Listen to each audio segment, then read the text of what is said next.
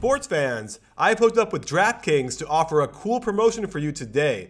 You can be your own GM with a salary cap, draft your own players, and most importantly, be one of over 4,000 people to win money tonight. It's only $3 to enter, and first place wins $4,000. Here's my lineup. Go ahead, I dare you to beat it. You in? Hey sports fans, if you haven't checked the standings recently, the Boston Celtics have clinched a spot in the playoffs for the first time since 2013.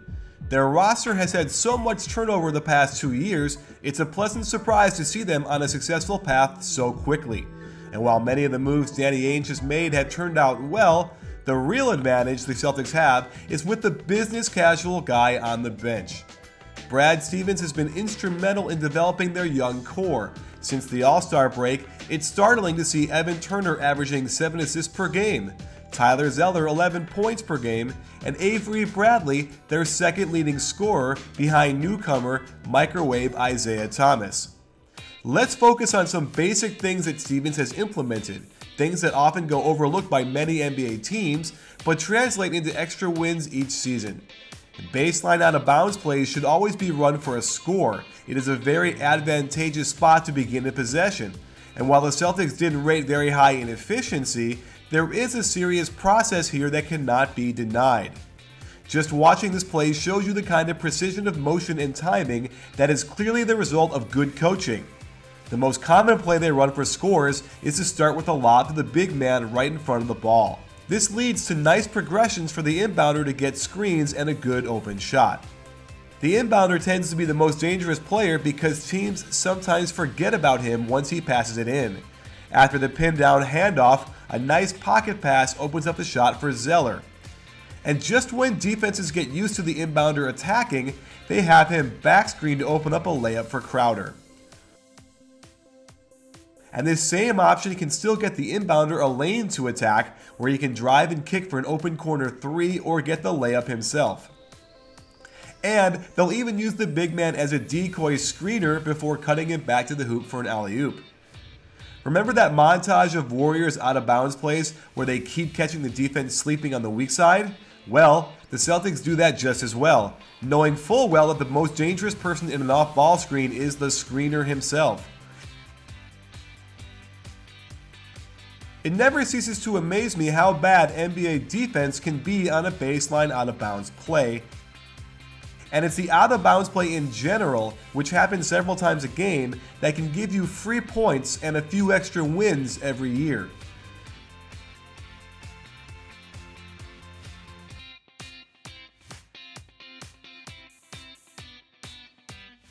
Now let's talk about Stevens' play calling after timeouts. We examined late game situations throughout the year where he really has the most control over his team. Versus the Pistons, a little flex action catches Drummond a step behind, and Brandon Bass is good at the elbow jumper. He's also the master at inbounding to the low post from the sideline. This is the big no-no for the defense, yet it seems to be a focus for Stevens. Knowing that teams prefer to switch every screen in this situation, it was very smart to get Zeller screening a guard and exploit this mismatch for the win. Well-constructed plays serve to keep the Celtics in games longer than they should have, and here's a good one with consecutive curl cuts around the Zeller screen. As Zeller cuts to the hoop, it forces his man Draymond Green to move down with him, opening up a lane for Isaiah Thomas for the layup. Up 1 versus the Hornets, Stevens calls for a double ball screen. A subtle adjustment is that he puts the lefty Isaiah Thomas on the right side of the floor so he can attack with his strong left hand. Having Jefferson's man be the second ball screener is really smart, since Stevens knows that Crowder can pop and be wide open. Here's another great execution of a play most coaches wouldn't even trust: a 50-foot skip pass to the corner off a flare screen. This is reminiscent of the Jeff Green game winner from last year over the Heat. Stevens has an instinct for matchups and how his plays will work against them. He calls for a reversal to Crowder and a ball screen on top, knowing that this will involve Wes Johnson and Carlos Boozer.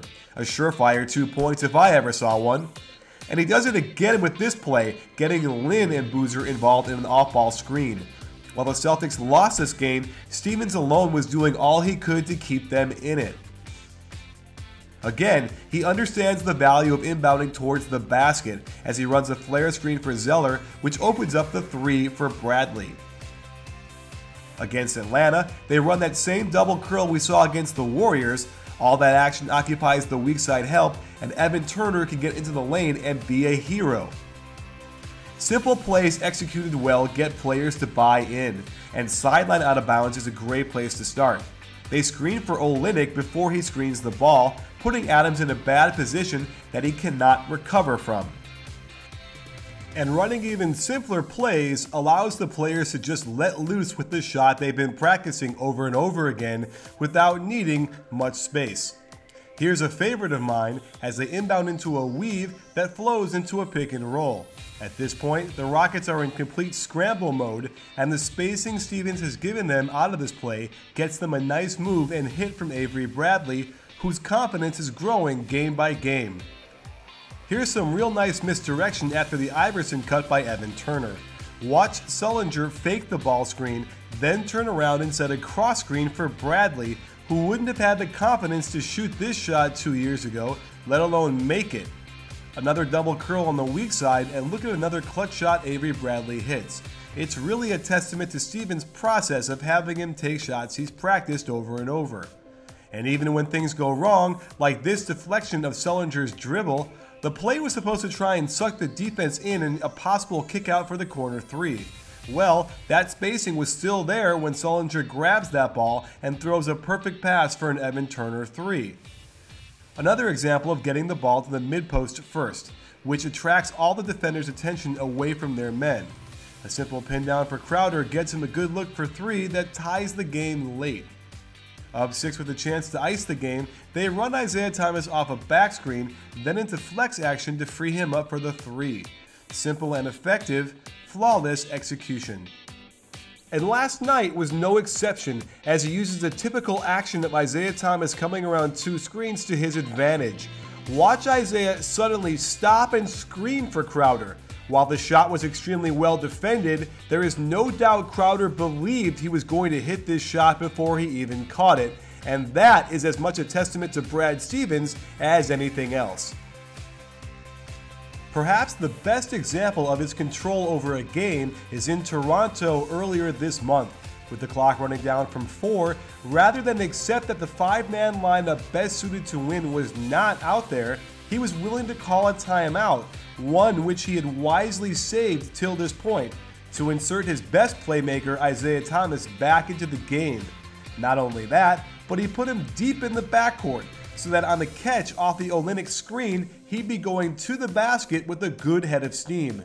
While this incredible play was made by the players, it is clear Smart understood he should cut and give Isaiah a pass. And despite all that action, Stevens still knew there was enough time to execute it for the win. So there you have it, sports fans. There are a host of other areas where the process is fundamentally sound and gives the Celtics their biggest chance for success.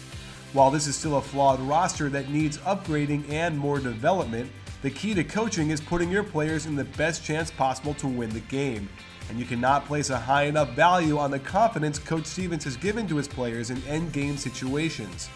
While it might not get them to the promised land this year, the foundation has been laid for sustained success going forward, and much of this springs from the clipboard of Brad Stevens.